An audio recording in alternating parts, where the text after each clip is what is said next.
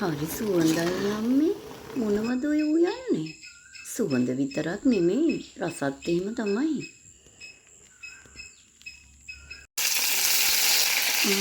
වම්බටු. ඔව් මම මේ වම්බටු ටික බාගෙට බෙදලා ගත්තේ. ගැඹුරු සුළු. ඊට පස්සේ ඉතින්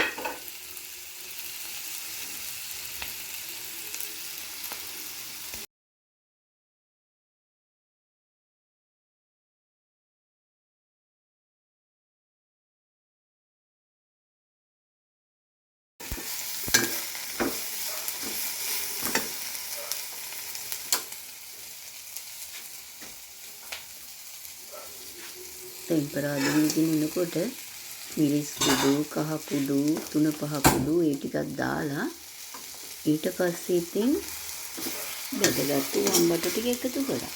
ඊට පස්සේ ටිකක් කලවම් කරලා මේ තල හැටයි රටකඩුයි ටිකක් කබලේ බෙදලා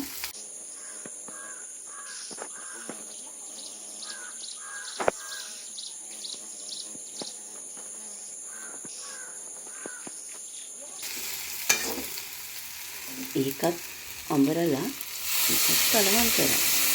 ඊට පස්සේ ඉතින් වතුර ටිකක් දාලා ටිකකට මේක හදාගත්තා. ඉතින් බලන්නකෝ.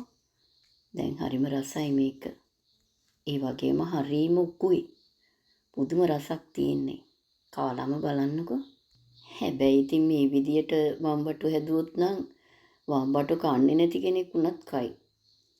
ඒක ඇත්ත. සුවඳෙන්ම හිතා ගන්න පුළුවන් රස කොහොමද කියලා. හරිම රසයි අම්මා.